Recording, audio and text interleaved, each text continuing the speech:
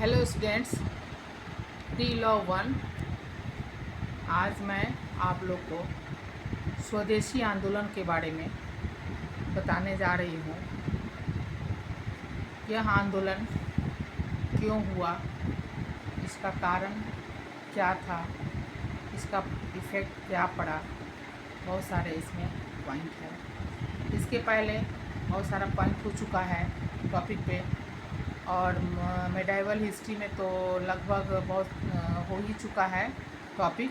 आपका मॉडर्न में जो टॉपिक है तो अभी मैं 1857 के बाद का मैं ले रही हूँ, और यह आपका 19वीं शताब्दी का है स्वदेशी। उसका धीरे धीरे हम आपको पूरा 1947 तक जो मोमेंट हुआ उसके बारे में बताऊँगी, तो आपका मॉडर्न हिस्ट्री खत्म हो जाएगा। तो आपको आज यह बहुत इम्पोर्टेंट, हर टॉपिक इम्पोर्टेंट है। तो स्वदेशी आंदोलन, तो स्वदेशी आंदोलन के कहने पर आपको कैसा तात्पर्य लगता है? स्वदेशी आंदोलन, आखिर यह आंदोलन का तात्पर्य क्या था? आप लोग भी जानते हैं, तो सभी लोग वाकिफ़ हैं कि अंग्रेज जो हमारे भारत पर जो अपना शासन किए हुए था, और भारत से उसे उखाड़ फेंकने का, उसे हमारे अपने देश से बाहर निकालने का हर तरह से आंदोलन किया जा रहा था। उग्रवादी, उदारवादी। उग्रवादी यानी हमें अपना स्वतंत्रता प्राप्त करना है, तो जैसे भी होगा दमन से, दंगा से हमें अपना स्वतंत्रता प्राप्त करना है। लेकिन उदारवादी में जो थे, सबका मकसद एक ही था, रास्ता अलग अलग था, मंजिल एक ही था, पहुंचना वहीं पे था। लेकिन उनका कहना था कि नहीं, हमें अपना आंदोलन करके अहिंसा से, हाँ, हमें हिंसा नहीं करना है, हमें एक मीटिंग करके तो हम इस रास्ते से अपना आंदोलन करेंगे और अपना अधिकार प्राप्त कर लेंगे। तो उदारवादी और उग्रवादी। तो यह स्वदेशी आंदोलन जो हुआ, यह कब हुआ? तो यह देखते हैं, यह 20वीं शताब्दी, जब 20वीं शताब्दी आता है तो उसी समय हमारा यह आरंभ होता है स्वदेशी आंदोलन। तो इस आंदोलन का जब यह शुरुआत होता है, तब हम उस समय देखते हैं कि एक भारतीय राष्ट्रवाद में एक नई शक्ति आती है। भारतीय राष्ट्रवाद में एक नई शक्ति आती है। वह शक्ति क्या था, कैसा शक्ति था? तो आपको लगता होगा स्वदेशी। स्वदेशी माने हम कोई भी चीज़ अपना व्यवहार में लाएंगे, यूज करेंगे। हम विदेशों का, हम अंग्रेज के द्वारा लाया हुआ कोई भी चीज़ को हम अपने यूज़ में नहीं लाएंगे, उसका हम बहिष्कार करेंगे। जब हम बहिष्कार करेंगे तो उसका इकोनॉमिक पर भी उसका इफ़ेक्ट पड़ेगा, प्रभाव पड़ेगा। और आंदोलन तो जोर तोड़ से बहुत उग्र रूप में फैला हुआ था, और तरह तरह का, इसके पहले फिर मैं बाद में भी बताऊंगी, खिलाफत मूवमेंट, असहयोग आंदोलन, बहुत सारा है जो मैं आपको बताऊंगी, भारत छोड़ो आंदोलन। तो यह स्वदेशी का जो प्रभाव पड़ा, यह काफ़ी प्रभाव पड़ा। तो अब हम देखते हैं कि इसमें जो था, यह सिर्फ राजनीतिक दायरा, राजनीतिक मीन्स पॉलिटिक्स का ही दायरा में सीमित नहीं रहा।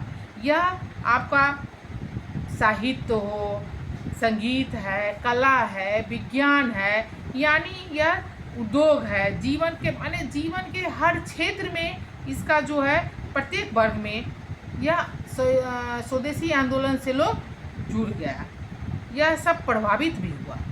जो भी हो, वह कला है, विज्ञान है, चरमुखी जिसको कहते हैं, कि हर इसमें जो हमारे भारतवासी थे वह इससे प्रभावित होने लगे, और समाज के प्रत्येक वर्ग इसमें अपना हिस्सा लेने लगे, और उससे जुड़ गए कहीं। तो अब हम देखते हैं कि स्वदेशी आंदोलन का कारण क्या था।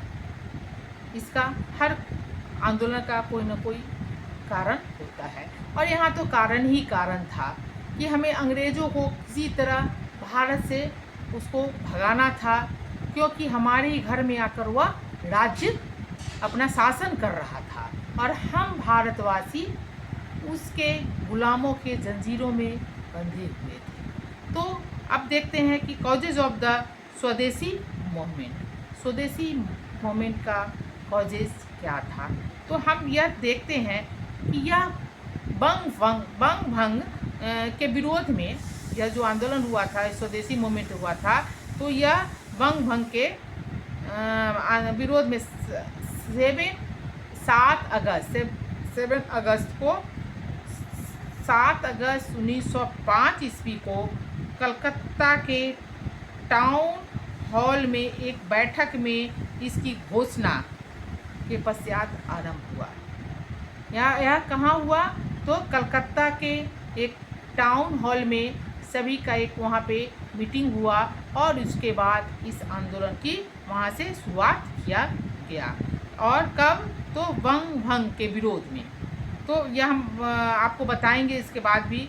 लेकिन यह जो आंदोलन हुआ, इसकी जो पृष्ठभूमि जो थी वह ब्रिटिश शासन की आर्थिक शोषण, पहले मैं बताई थी कि इसकी पृष्ठभूमि तैयार कर इसलिए किया गया था कि ब्रिटिश सरकार के, ब्रिटिश शासन के आर्थिक शोषण उसका हो, आर्थिक शोषण के लिए यह तैयार की गई थी।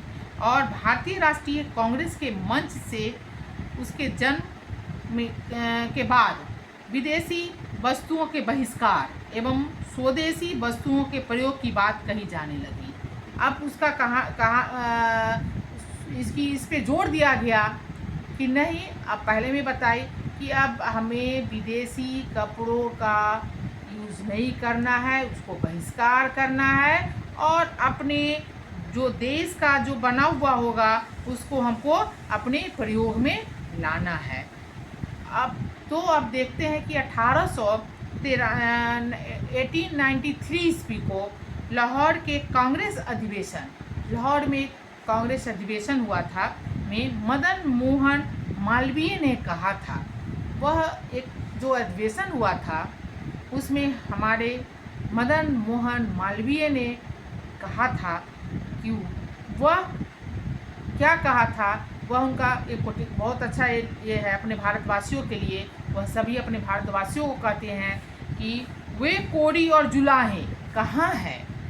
वह कहते हैं ए कोड़ी और जुलाहे कहाँ है, वे लोग कहाँ है जो विभिन्न प्रकार के उद्योग चला के, जो अपना तरह तरह का विभिन्न प्रकार का उद्योग चला के अपना पालन पोषण करते हैं, अपने जीवन यापन करते हैं।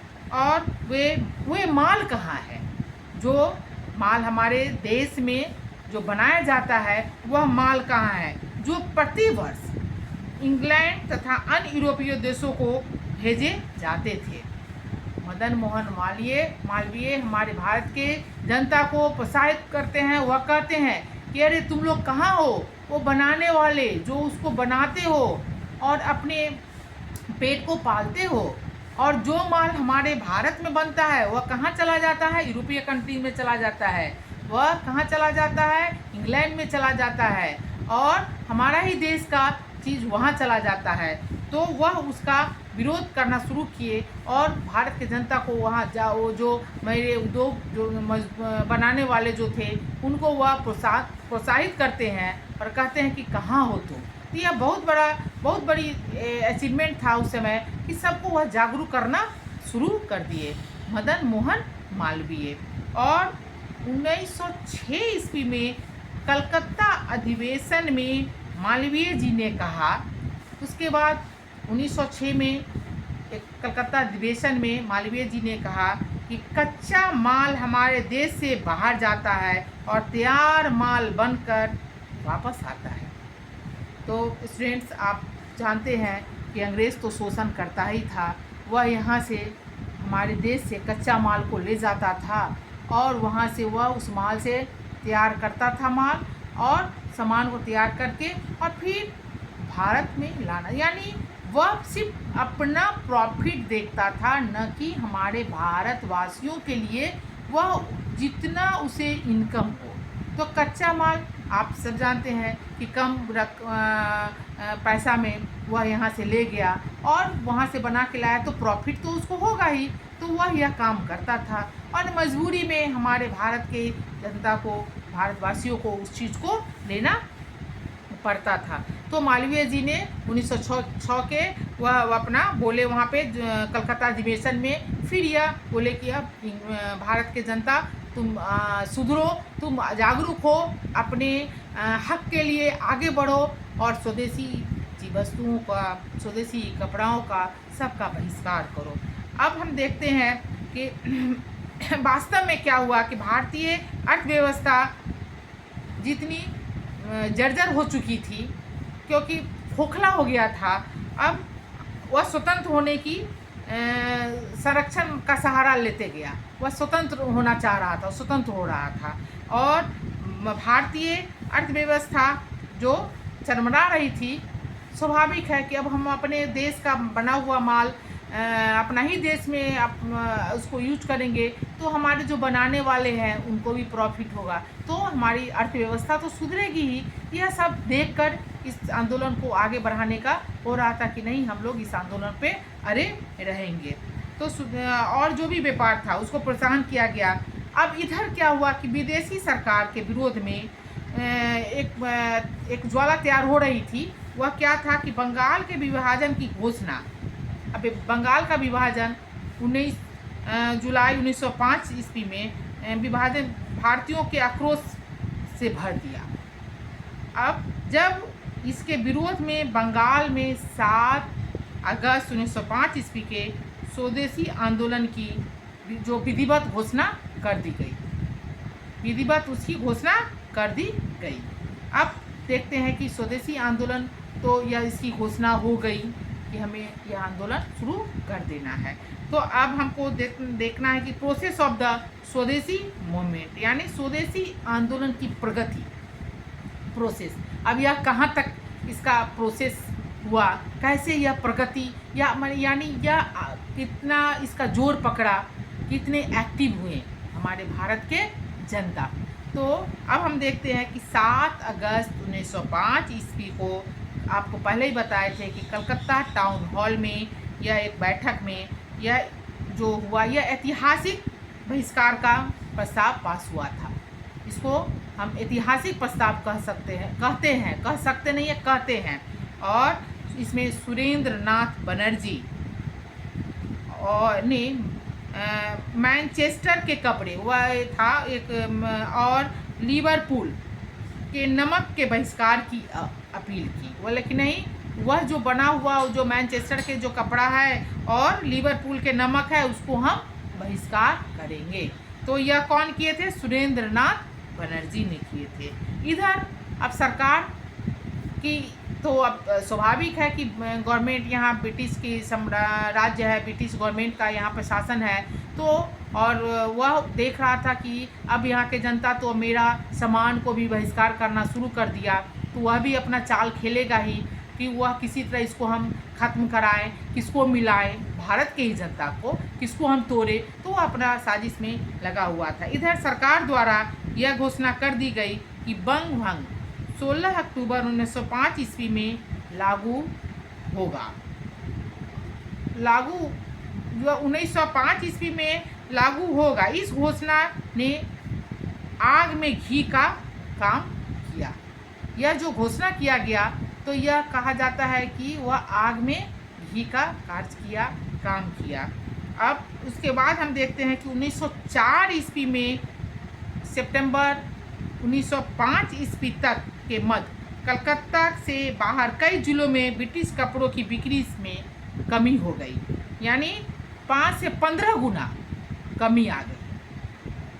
और 1905 ईस्वी का पूरे बंगाल में शोक दिवस के रूप में मनाया गया। शोक दिवस के रूप में 16 अक्टूबर 1905 ईस्वी में पूरे बंगाल में यह शोक दिवस के रूप में मनाया गया। अब हम देखते हैं कि यह क्यों मनाया गया। तो लोग जो थे वह सड़कों पर वंदे मातरम का नारा लगाते हुए निकल पड़े। सब में जोश आया, वह वंदे मातरम का नारा लगाते हुए निकल पड़े और उसके बाद बहुत सारा विशाल जन समुदाय ने को आनंद मोहन बोस एवं सुरेंद्र नाथ बनर्जी ने संबोधित किया। कौन कौन किए? तो आनंद मोहन बोस और सुरेंद्र नाथ बनर्जी ने इसका संबोधन किया। विदेशी कपड़ों की होली जलाई गई। होली जैसे हम होली मनाते हैं तो उसको कपड़े को जला के उसका होली जलाई गई का। और बंगाल में पूर्व पे चारों तरफ सब वंदे मातरम का नारा लग रहा है, होली हो रहा है। तो वहाँ का जो सभी भारत के सभी, लेकिन खासकर वहाँ से शुरू हो गया था। अब देखते हैं कि वो धीरे धीरे वह पूरे भारत में फैल गया। वहाँ से शुरू हुआ और धीरे धीरे वह पूरे भारत में फैलते चला गया। लोकमान्य बाल गंगाधर तिलक ने बम्बई एवं पूना में आंदोलन का नेतृत्व संभाला। अब हुआ क्या कि कहाँ का कौन लोग संभालेंगे? तो बम्बई का हमारे लोकमान्य बाल गंगाधर तिलक, आप लोग नाम सुनते होइएगा।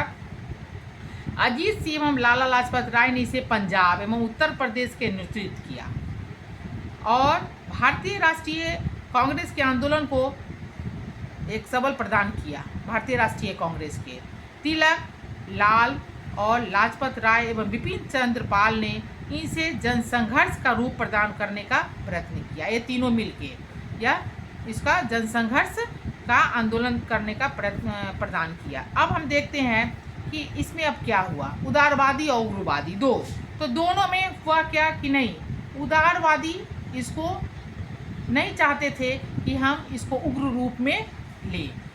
पहले में बता दिए थे कि दो में था, तो अब आगे इसका दोनों गुट में, अब दोनों गुट उदारवादी और उग्रवादी, इसमें विभाजन का जो ये हो रहा था तो यह बहुत आगे प्रगति हो गई थी। लेकिन उदारवादी इसको आगे नहीं लेना चाहते, माने इसको आगे नहीं बढ़ाना चाह रहे थे। 1907 ईस्वी में स्वदेशी आंदोलन को लेकर सूरत अधिवेशन में फूट पड़ गई।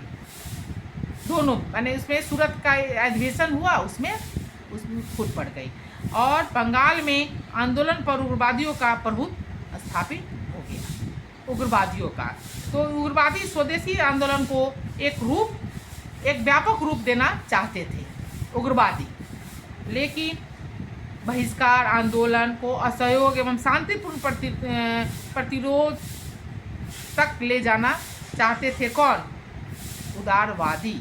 वह चाहते थे कि हमें ऐसे नहीं करके हमें उदारता के तरह हमें इस आंदोलन का रूप देना चाहिए। विदेशी वस्त्रों का बहिष्कार ही इसमें एक यही नहीं था कि सिर्फ विदेशी कपड़ों का ही बहिष्कार एक पर्याप्त नहीं था, और सारा चीज़ इसमें था। जैसे अब सरकारी स्कूलों, अदालतों, उपाधियों, नौकरियों के बहिष्कार की भी बात कही जाने लगी कि हम यहाँ नौकरी में नहीं जाएंगे, हम सरकारी जो भी चीज़ है उसको भी हम बहिष्कार करेंगे। तो हर क्षेत्र में अब यह इसमें होना शुरू हो गया। तो यह समझो कि अब यह जो हड़ताल था, यह एक डेली का रूटीन बन गया था। अब डेली प्रतिदिन का एक यह रूट आ गया था कि आज वहाँ हो रहा है, कल वहाँ हो रहा है, हर चीज़ का बहिष्कार होना शुरू हो गया। तो अब देखते हैं कि अब आगे अंग्रेज़ों की रणनीति क्या तैयार होती है। तो हम देखते हैं कि स्वदेशी आंदोलन के संदर्भ में उल्लेखनीय माने है कि प्रचार के लिए पारस्परिक त्यौहार, धार्मिक मेलों, लोक परंपराओं आदि का भी सहारा लिया गया। तिलक ने शिवाजी महोत्सव एवं गणेश महोत्सव को अपने उद्देश्य की प्राप्ति का साधन बनाया। वह जो महोत्सव था, गणेश महोत्सव, शिवाजी महोत्सव, उसको भी अपना एक साधन बनाया।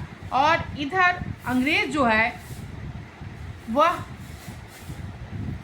यह जो धार्मिक जो हुआ उसमें वह अपना एक चाल खेलना चाह रहा था। और ये जो लहर चारों तरफ जो लहर छा गई थी, इसके लिए आंदोलन जो है 1908 ईस्वी में थोड़ा शिथिल पड़ते चला गया था।